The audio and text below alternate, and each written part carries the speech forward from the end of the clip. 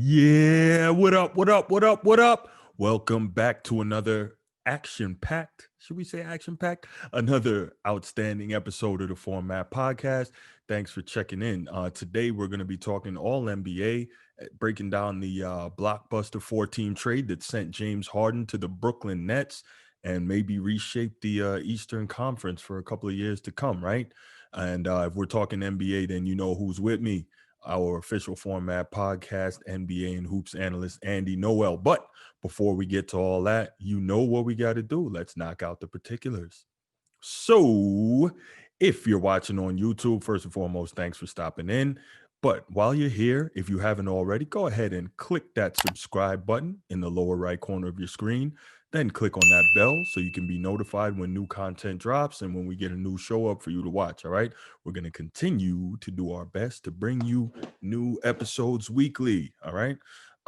If you're on social media, you can catch me there, interact with me. I am on Twitter. The handle is at Bruce F.A. Hope. That's at Bruce F.A. Hope.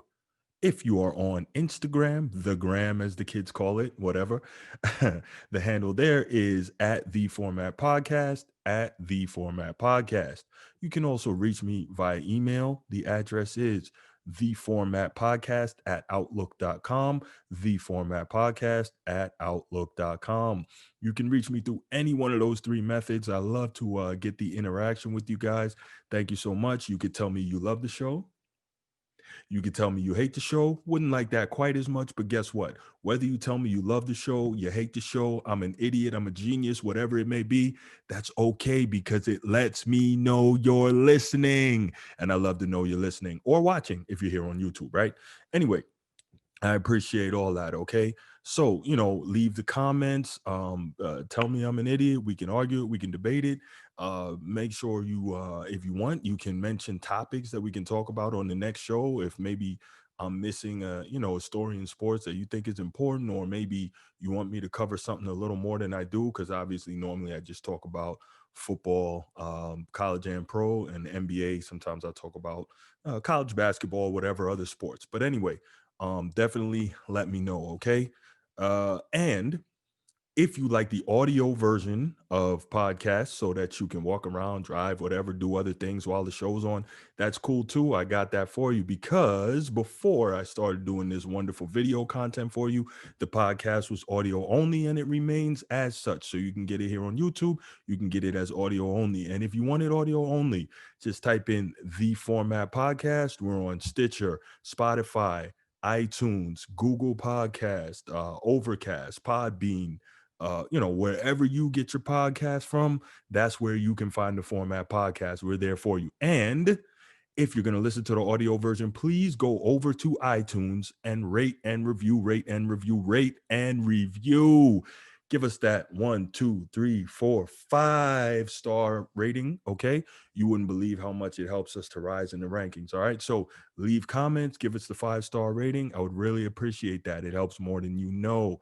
All right. So with all that said, sit back, relax, listen up to episode 89, closing on episode 100 of The Format.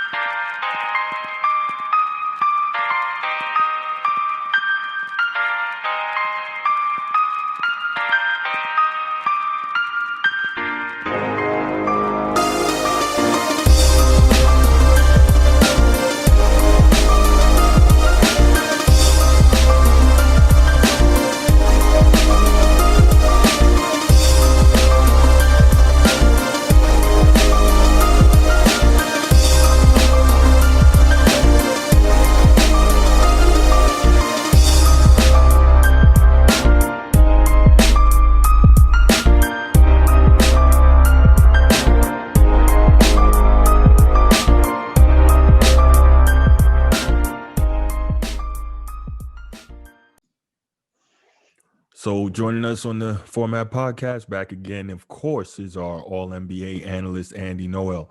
Andy, what's up, man? Thanks for joining the show. Bruce, always a pleasure. Great to talk hoop with you.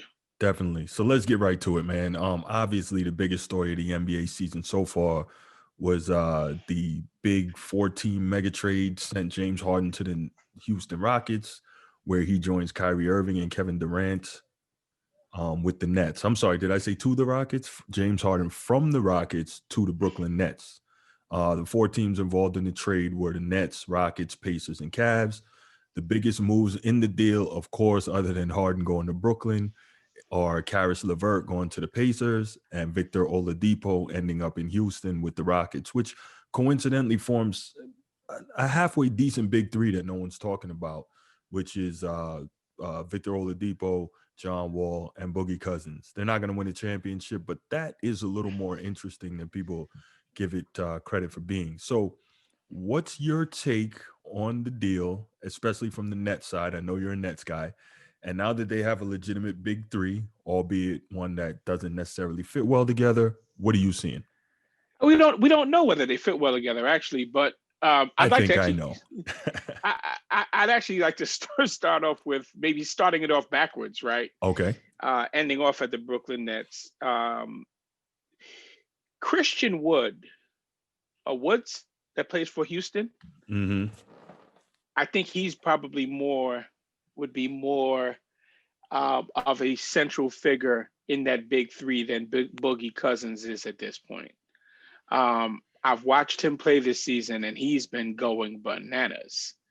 And I think Victor Oladipo being in a contract year Mm-hmm. would probably be able to play pretty well.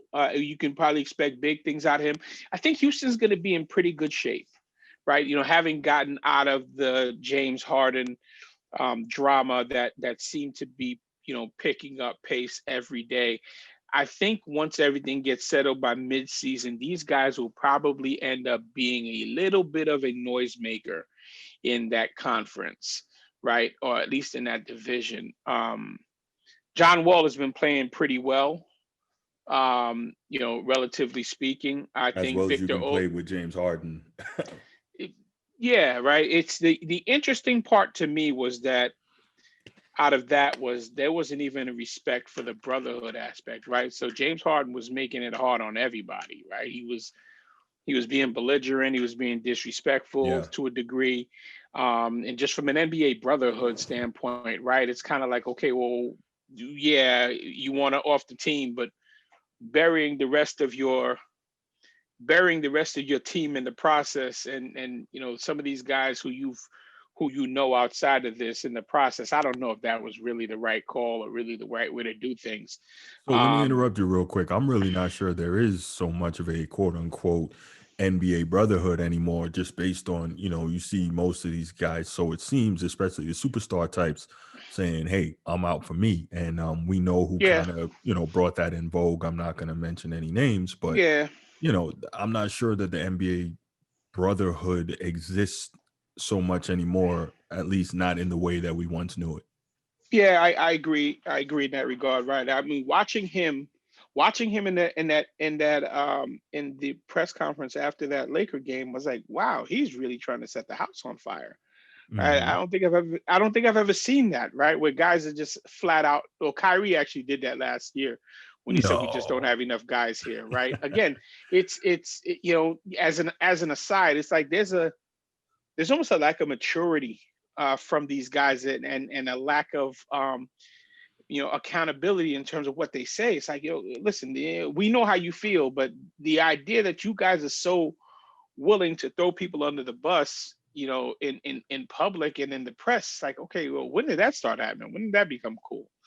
Um, but I think that team has the components to be a decent team, right?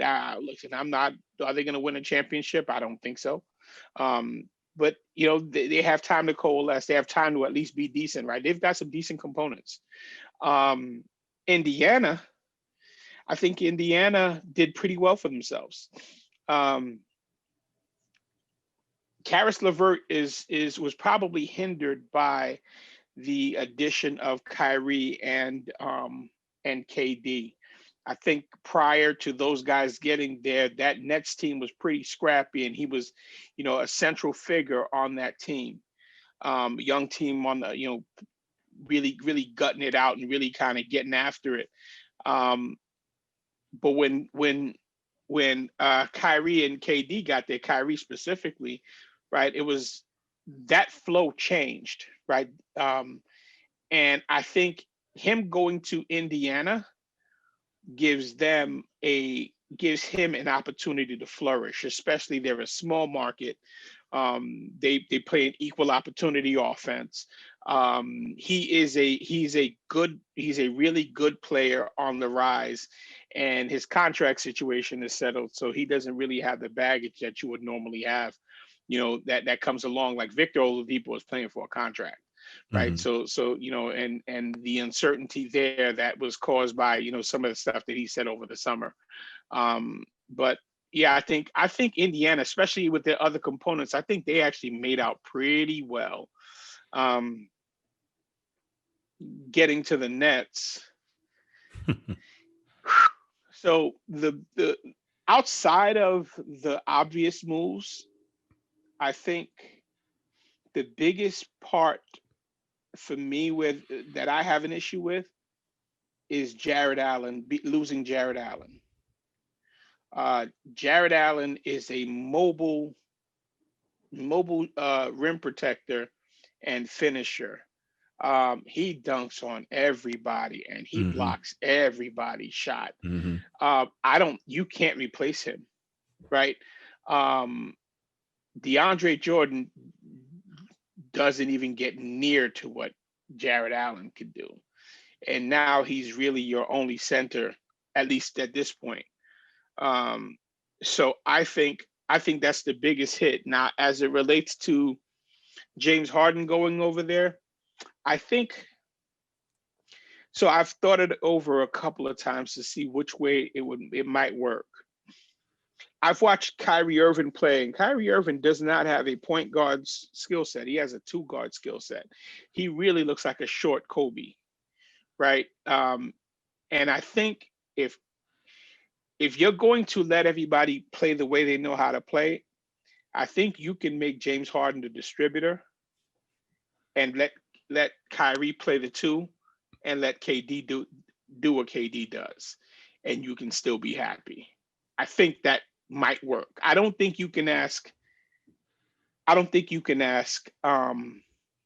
Kyrie to be the playmaker and distributor. I just don't see that's not his game.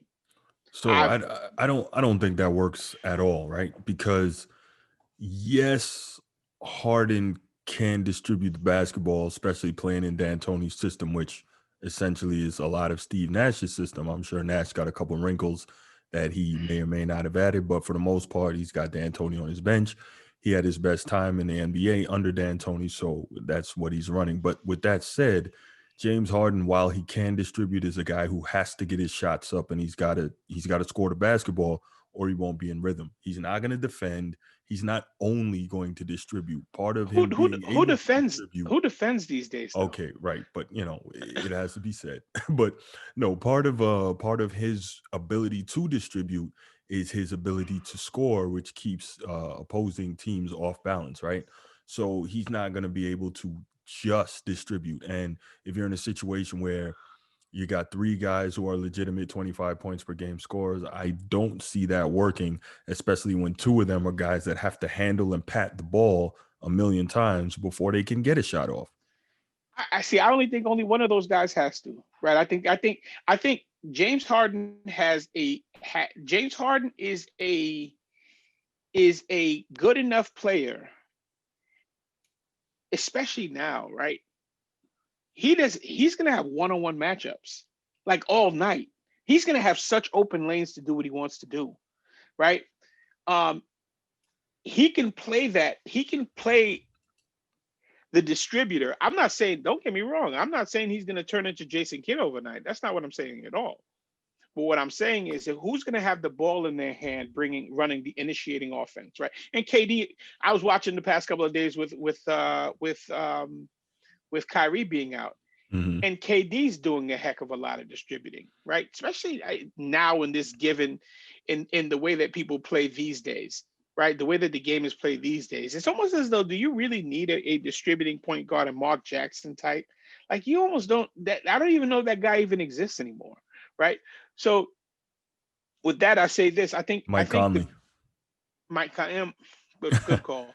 Yeah. I think the only wild card you have here is Kyrie, right? And for a couple of reasons, right? His mercurial, you know, disposition. This dude's like always on, and he's always on some tangent about something, right? And far be it from me to get into guys' personal lives, right? I typically don't care anything about that. I only want to talk Hmm. about what happens on the court. But this guy kind of forces you to say, "Hey, man, would you just shut up and play already?" It's like, goodness, bro, what are you talking about now, Wait a right? minute. Don't say that, Andy. He's more than an athlete, right? Yeah, great, Isn't that what they but we want you only to? want to know, and I'm cool with that, right? I am. But I think that I'm the not cool with problem, that, and I'm gonna tell you why. I'm sorry to interrupt you again. Let me tell you why. I'm not cool with that, and I know it sounds terrible, but the problem is a guy who says I'm more than an athlete doesn't realize the fact that being a tremendous athlete is what puts you in position to have the platform that you have. So the mhm. athlete part comes first, and then the rest of it comes second, unless you want to be Jim Brown and step completely away from the game and dedicate yourself 100% to activism, which is fine. Then you do that. But if you don't understand what allows you to have the voice and the platform that you have, which is your expertise in said athletic pursuit, then you need to reassess. I think so. Stephen A. Smith said it best earlier this week. He says he thinks Kyrie should retire, because he There says you go. obviously basketball isn't a It's not priority that for important him to him. Correct. currently. No, and to your point, right? Some of these guys have a tendency to not understand, keeping it very basic. And I forgot who I'm quoting here, but keep the main thing, Hmm. right? It's everything else you're talking about is cool, but keep the main thing, right? The going off on tangents simply because you don't feel like playing, or and listen, I didn't hear that from anybody. Nobody told me that, but it's like, okay, this is your job, my man. This is what you do Hmm. for a living. You don't get to Right. just say for personal reasons I'm not going to be here, right? Hmm. It's but again, now having said that, I think they're going, if they figure it out, they're going to be a nightmare, right? They are going to be a nightmare. Too bad they won't figure It's it out. That's the yeah, problem. but it's really not that complicated for them to figure it out. It is not, right? It's literally everybody just playing the way they know how, right? No, Okay, let's. I totally disagree with you, Andy. Just on the strength of KD and Harden can say, "Hey, we've played together before. We know what it takes to play together." No, because y'all two weren't the same players before. You both weren't MVPs at that time. KD wasn't a two-time champion and See, two-time Finals you're adding MVP. personalities. You're No, adding. no, I'm I'm not. Well, talking. their I'm personalities talking have strict. changed and affected the way that they play over the years, right? But Both of them have grown as players. Am I right on that? yeah, but So when you here have both who have grown exponentially as players in terms of what they can do, what's expected of them, and what they expect of themselves, it's going to make it a lot harder to fit that together, right? When KD went I, to the Warriors, the way the Warriors play allowed him to seamlessly step in. That's not going to work this time when he has two other teammates who you both can't think say they're the man and definitively need the that it's not, ball. but you can't say definitively it's not going to work, right? I Because don't believe this it's going to is work. and I can agree with you saying I'm okay with you saying that Hmm. you don't think it's going to work. I'm saying how I think it can work, right? Okay. I'm not saying it will or will not, right? I'm saying if everybody just shows up and does what they know how to do, right? No agendas, no agendas, no completely objective here. Nah. They can be a nightmare, right? They can really be a nightmare because at the end of the day, KD's unguardable, right? It is what it is. Now KD's unguardable with two guys who are bona fide scorers on either side of him. He's he's at the top of the key or the top of the 3-point line and and sizing up the defense. What are your rotations gonna what are your defensive rotations gonna look like? Like what are you gonna do? Are you okay? We're gonna double play. We're gonna close the lane now. You got a bona fide 3-point shooter who led the league in scoring, who's essentially been leading a franchise for 8 years. You just left him. You just doubled off of him to help KD out. KD can see over the defense and pass it, right? He's a willing passer. And then on the other wing, if you decide to go that way, you have another guy who can shoot and score, right? This is, again, these guys just show up and do what they know how to do, and they play agendaless basketball. These guys can be a nightmare. Now, having said that, and you also have Joe Harris, who's a bona fide 3-point. You're going to have to double off of somebody. The defense is going to have to make a decision every night, right?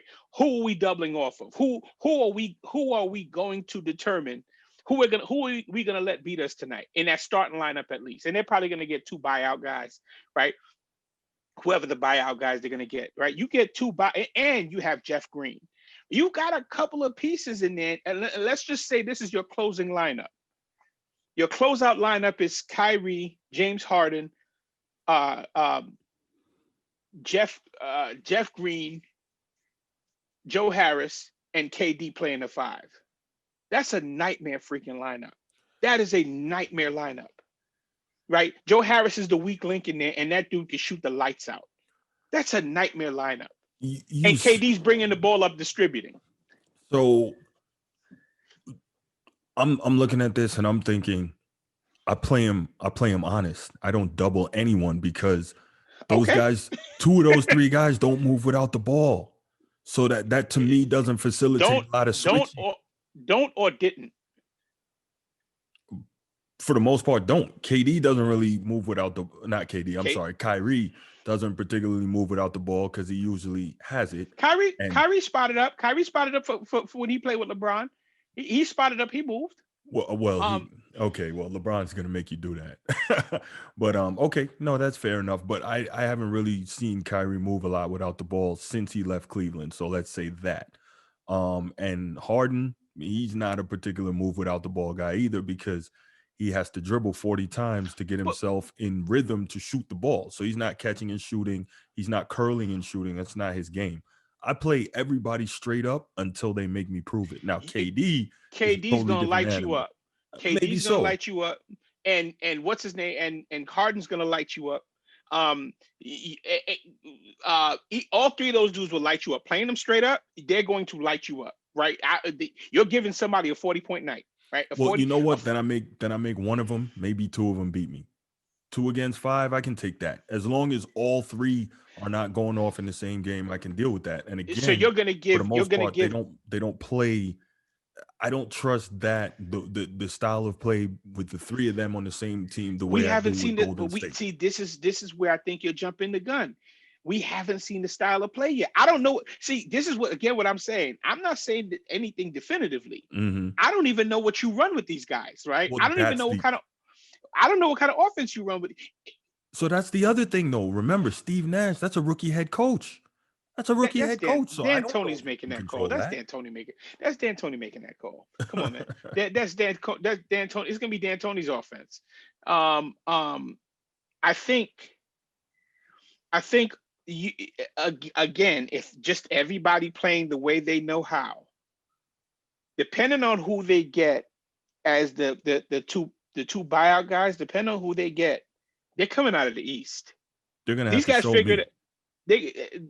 Talent, okay, I get it, but they're gonna have to show me on the court together. I don't believe it. Here's the one thing you can't fix. I mean, you can't control for. Mm-hmm. You look. Let's just say they get Dwayne Dedman, right? Dwayne Dedman, he's a big and he's a shot blocker. He's a little bit of a meathead, but he's a shot blocker, right? Mm-hmm. So that's rim protection. You get a rim protected. I think they're decent in the slasher department, but maybe you get another wing. They're gonna be a nightmare. Like it. Excuse me, because the amount of switching that you can do, right? You put that team, that lineup of KD at the 5, Jeff Green at the 4, what's his name? Joe Harris at the 3, Harden at the 2, and Kyrie at the 1. That's probably I'm trying to think of if there's a better lineup in the league today, right? Because KD's doing the rim protection. He's doing the rim protection, and now whoever your five is has got to come out here and guard him, right? So who are you gonna put? Who's your five gonna be, right? So let's just say the obvious team, the Lakers. The Lakers don't have a lineup that's gonna do anything with those guys, right? The Lakers don't have a lineup for those guys, right? So pick your poison. Either AD or LeBron's gonna have to come out here and guard KD off the dribble. We see what happens to LeBron when he decides that when that's not gonna work. That's just not gonna freaking work. We know he's not gonna do it. He's gonna send KD on. He's gonna send AD on that. He's not gonna do it. And AD gonna get killed. And there's no what's his name? What's his name? There's no J.R. Smith or Ivan Shumpert to come out here and and have to and he'll kill Kuzma, right? So it's like I said, it's if they can figure out, there's still a lot to be seen in terms of what offense they put together for these guys. Okay. But realistically, there's going to be some, and there's also going to be some sacrifices, right? Somebody's going to have to be giving something up, right? Plain and simple. I think, and here's another wrinkle.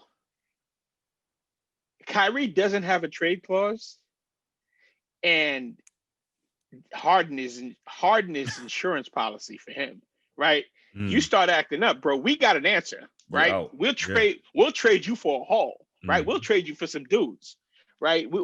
You could be as mercurial as you want. You're gonna end up in Sacramento if you don't watch yourself. I know, right?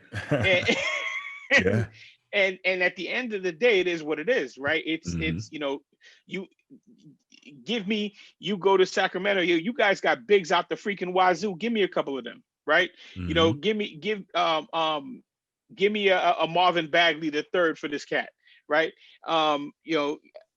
It's an interesting dynamic because there's a lot that can happen. There's a whole lot that can happen, and I think looking at it from a favorable standpoint, I think these guys, if they can get it together, mind you, this is my squad, right? But I'm not even looking at it. I don't even know if it's my squad anymore, given how the team has been transformed and taken over. But I think they have the potential to be an explosive lineup. I can see that. An explosive lineup. And KD, I think here's the one thing I think is different about KD this season. If I may speculate and look out further and make some dramatic, what's the term I want to use? Do a little bit of guesstimating. KD's a little bit of a different player this season. I've watched him play without Kyrie and watch him distribute the ball, and he's a lot better than he was before. And I think he's also starting to impose his will on this team. I think if that continues, I know Harden's not going to be a problem. Harden is a beta, and I think this is where the media confuses it. People treat Harden like he's an alpha. He's a beta, right? He's not. He wants to come in here and just get you buckets. He's a component. He wants to come in here and give you buckets. He's not your franchise leader. He just never was.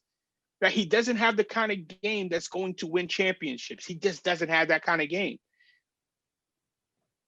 As a B player, oh yeah, right? When he's the guy that's going to help you when you have an alpha.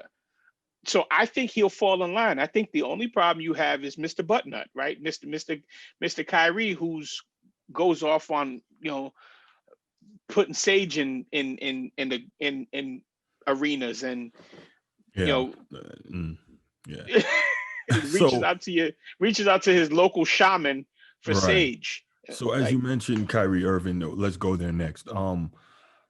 So we've seen his recent behavior has been, I'll just say out of sorts. And can we say that? Be generous, right?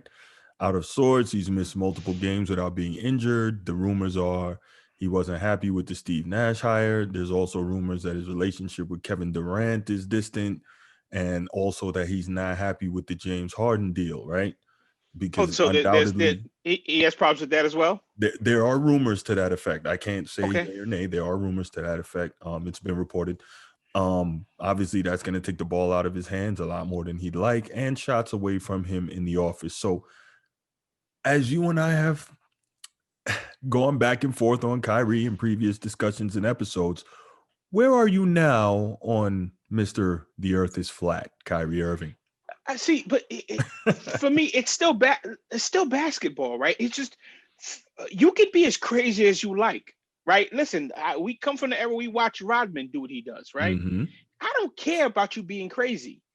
I want you to play ball, right? And let's just get it out there. I hate Kyrie Irving's game, right? I hate his game. It's a point guard who's never looking to pass the ball. I don't even understand it, right? I guess call me an old guy, right? Mm-hmm. I don't like his game. Right. I think he's a talented player. Correct. I think he's woefully inefficient. Correct. Also, right? Mm-hmm. I think he does a lot of things that he just did is just completely not freaking necessary, right? It's Mm-hmm. like he takes 7 dribbles when he could have got what he needed with 3. Mm-hmm. But that being said, it's if when you're a talented guy, he has such a high skill level that it's easy to conceive him dialing it back, right? It's dialing it back is easier than ratcheting it up, Mm-hmm. right? If you didn't have it in the first place, it's going to be really difficult for you to try to get there. But if you already got it, and all you got to do is basically dial up a different set of skills. Okay, these are the circumstances I'm playing in now. Mm-hmm. Let me not do this. Let me do that instead, right? If he can figure it out between his ears, and that has yet to be displayed. We've yet to see that. Mm-hmm. I think they'll be fine, right? Right. It's just him trying. One thing I don't want to do is sit here and try to figure out another dude, right? Mm-hmm. It's just not. I'm not going to do that. However, it's from a basketball standpoint.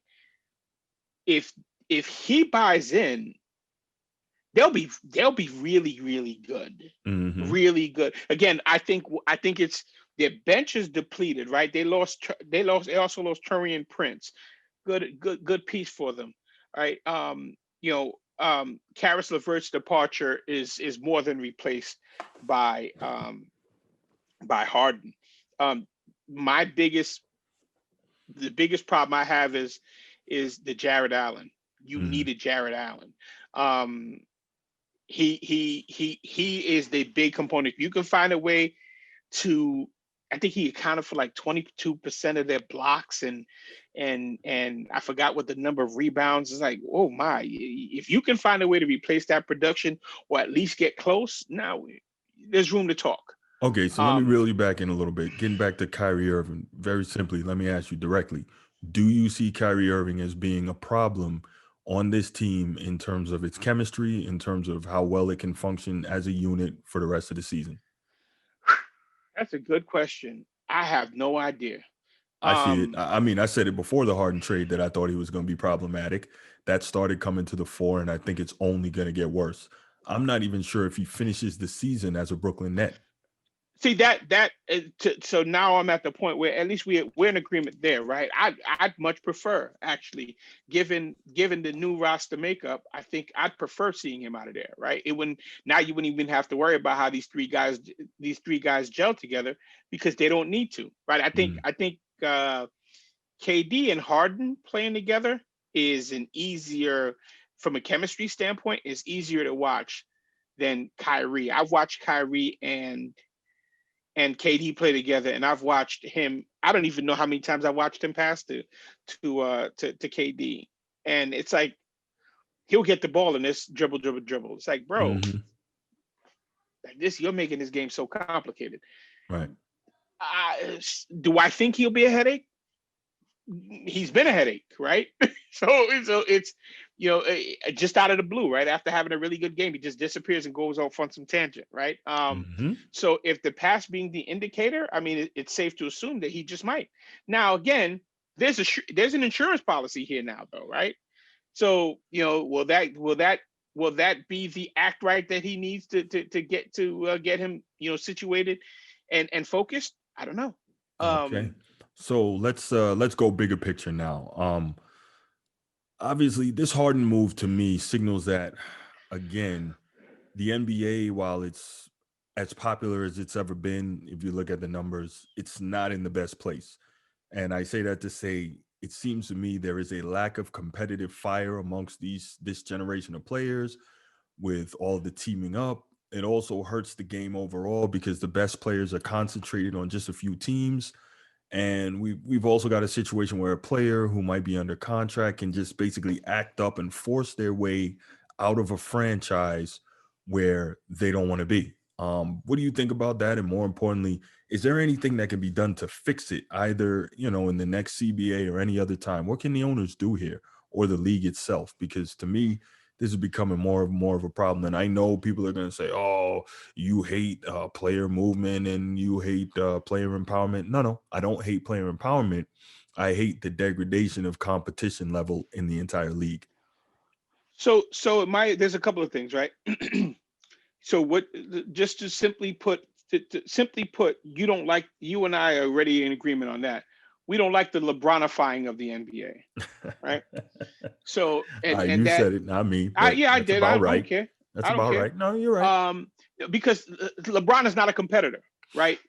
The guy says right off the bat, I'd much prefer playing with the best players than playing against them, right?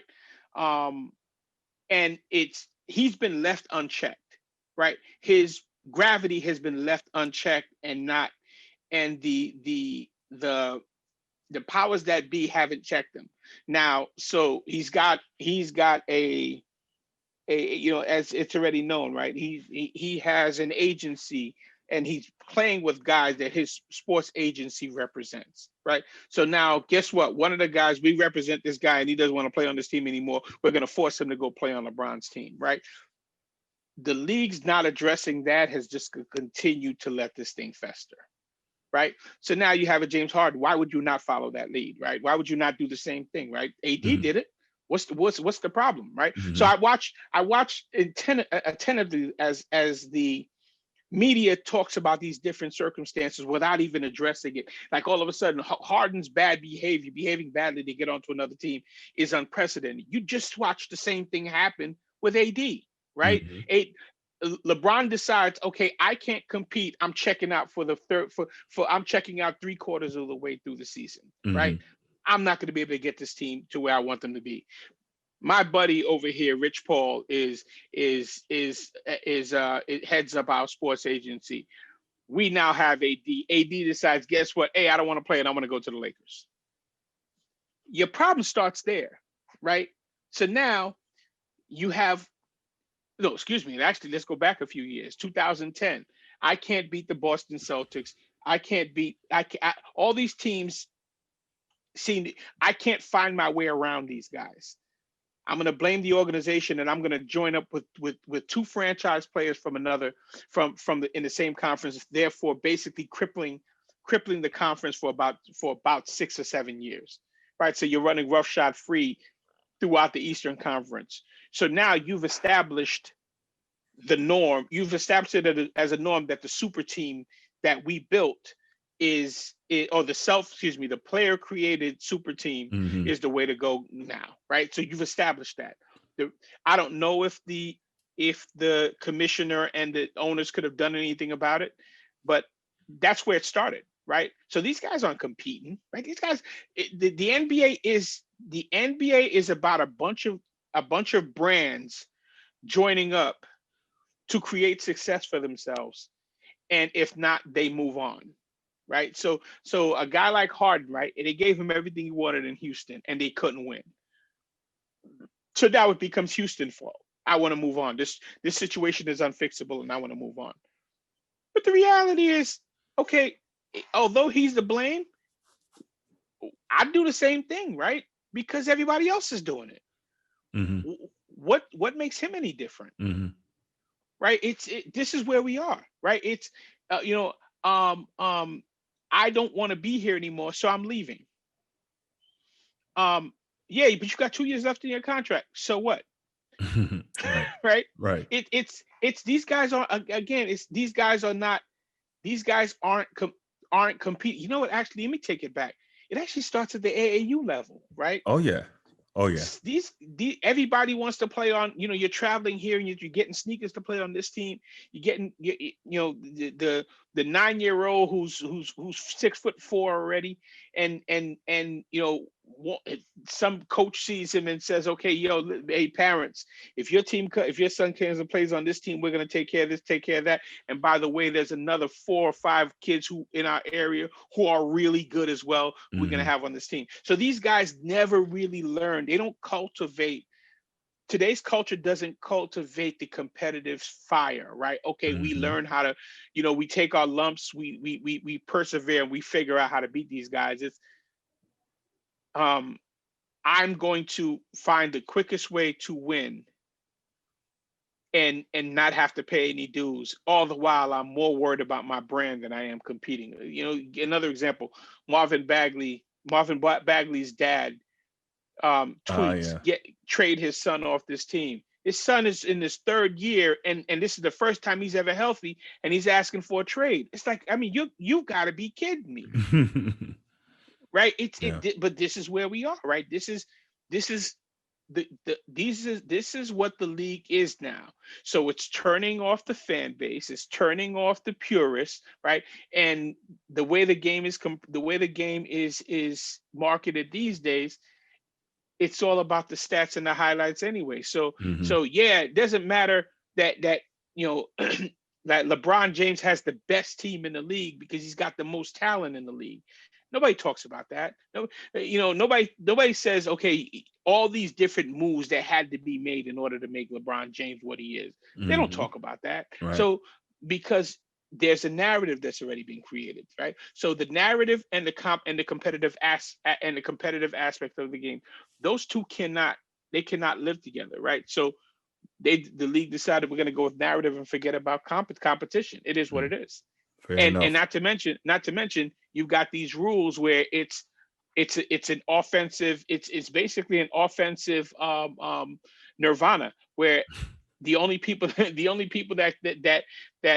get in trouble are the people who try to defend, right? Everybody's Yeah. basically standing there like this. I'll give you another example, right? I'm watching Houston play against the Lakers the other day. LeBron James has got his forearm in McLemore's chest. Hmm. He McLemore is basically getting pushed off, and he knocks him to the ground, and the ref calls the foul on McLemore. So Okay. remember how the crossover was Tim Hardaway special and Allen Mm-hmm. Iverson special, and Mm-hmm. Dream had the That's a dream signature shake. move. Those were signature Yeah. moves. Yeah, Yep. the forearm to the chest. That's LeBron's signature move. There you go. Right. Yeah. So now here's the question. So again, right? How are you? That's not competition, right? The ref is saying, listen, but yeah, he put his forearm in your chest. You shouldn't have been standing there, right? Just like Right. you know, What are you it's doing? You were too close to him. yeah. I mean, seriously, he was knocking me over. Yeah, but if you weren't standing there, you wouldn't have been, right? Right. So Right. you you have to you look at it from a 10th bird's eye view, right? You have all these different components. How is it going to be competitive? There's nothing to be competitive about. It's the game has been the game has removed competition as a focal point. It's now about brand marketing. It's Mm. now about scoring, highlights, stats, and these bogus awards that didn't have the same um, they didn't have the same significance that all of a sudden are highlighted. I was listening to Bill Simmons' podcast, and Bill Simmons said MVP so many times. I'm like, you guys be talking about this MVP What? like it really means something. It's like, No, listen, I'm gonna disagree with you on that. it's Like, a media, it's a media driven and media selected award. There is okay, no so specific criteria that needs to be met, right? right. So It's don't I do disagree with the fact that there's not specific criteria that has to be met to win that award. However, number one, as a member of the media, I take offense to that. But number two, in all seriousness, I think it has been important. For instance, one of the measuring sticks that people used to use for Larry Bird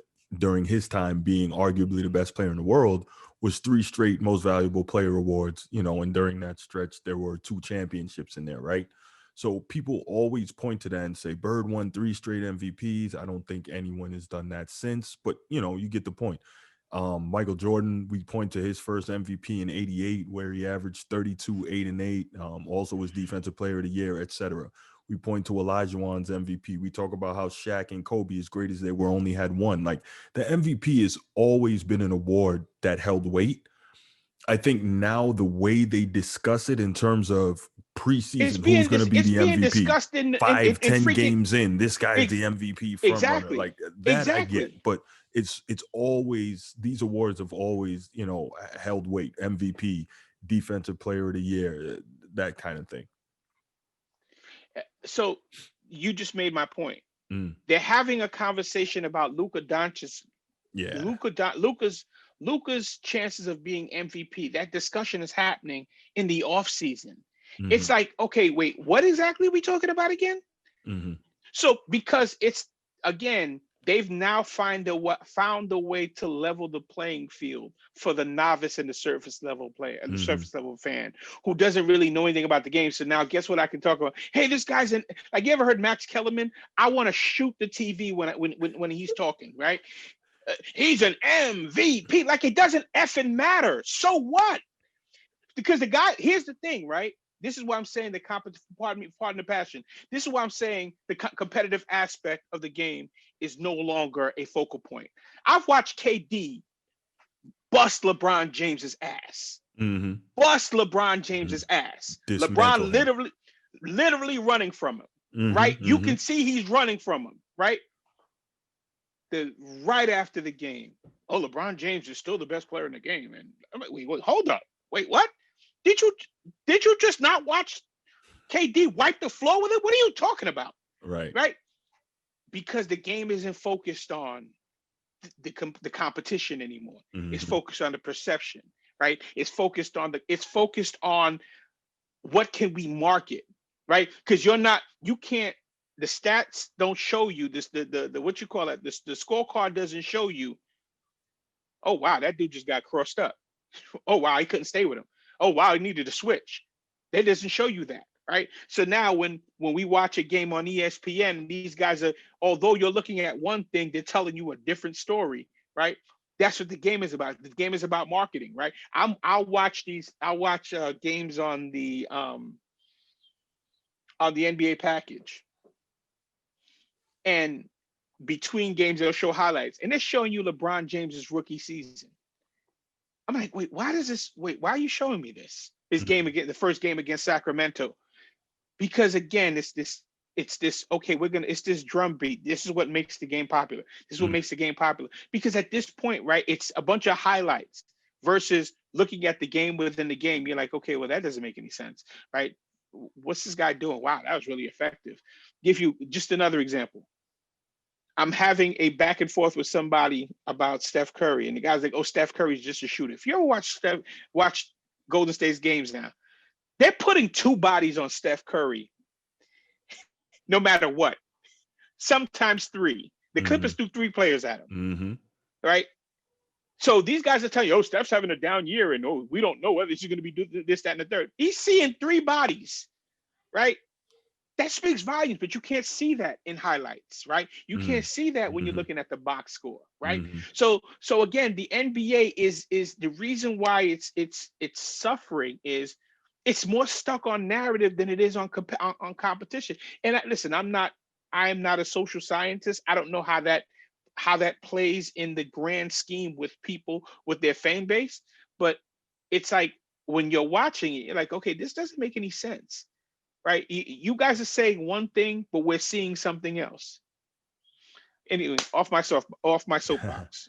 So, you know what, kind of staying along those lines, this is something that I wanted to touch on as the last topic before we get out of here. I keep hearing people say, especially those in the basketball media, that the NBA player is better than they've ever been and that the NBA is better than They're it's ever lying. been. And They're lying. I feel like basketball itself has actually gotten a lot worse. Okay. So Agreed. I'm watching the Pelicans and Clippers the other night, and I'm trying to watch with a more critical eye, right? Mm-hmm. There's very little movement on offense, for the most part, other than a high screen for the ball handler, or maybe one offensive player running the baseline to try and clear out a defender or find a spot on the opposite corner for an open three. You see very little offensive movement. Other than that, Mm-hmm. most players are standing around the arc waiting for a kick out. So you have, on more possessions than not, you have a 4 out type situation, right? Mm-hmm. It's unimaginative, and most teams play that way. Coaches seem to be lazier. The game itself seems to be lazier. How can that be a good thing? And how can people say that the NBA is better than it ever was? So the game has been dumbed down to accommodate for the amount of players who don't really understand the game. So think about it. Most of the players in the league today are what, one and dones, Mm-hmm. right? Many Mm-hmm. of them are one and dones, right? You Yeah. got no bench, right? Right. You got no veterans on the bench. Oh, excuse me, as a side note, right? Because of the CBA and the amount of the cap space that your star players take, you can't even have veterans on your bench, right? You look at that bench. There's a bunch of nobodies, right? There's a bunch of Mm-hmm. a bunch of guys who literally, like, are unrecognizable, right? So you've got a bunch of young guys who don't really know how to play the game in the game these days, right? Guys, let's just use a guy like Marvin Bagley. Marvin Bagley actually sped up the process, right? When he was in his rookie season, he was actually supposed to be a senior a freshman in college, right? But he sped the clock up, right? So you got a bunch of players who are immature, right? Not only age wise, but as far as their games are underdeveloped, right? Mm-hmm. So now when you're drawing up a scheme and this guy can't really understand the nuances of the game, doesn't know how to cut without the ball, doesn't know how to set a screen and roll, doesn't know how to do a post entry pass. Okay, you really have to kind of slow down that offense and reduce your offensive package to accommodate for this guy, because he's on your roster, Mm-hmm. right? And you have limitations in terms of where you can go, because your roster, your salary cap is basically maxed out, right? So there is they'll say, oh, you have better. They confuse better athletes with better basketball. So I'm not even sure that today the athletes are better. I guess you can make a fair argument that on average they're better, but if you take the best athletes of the 80s and 90s and put them against the best of today, they stand up really well. I've always argued Agreed. that it's not that the athletes are better, it's that the sports science, sports nutrition, and sports medicine is Agreed. superior. Because if you gave Agreed. the athletes of that era the same things that you give the athletes today, they would be doing the same things, if not more. There's not an I athlete agree. in the NBA, no matter who you name, that's more explosive than Dominique Wilkins, right? Agreed. Yeah, I mean, so we could go down the line. So Wilt Chamberlain is arguably the greatest athlete in the history of team sports.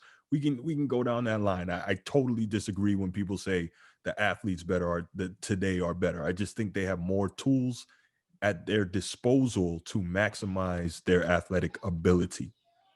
In that regard, I totally agree, right?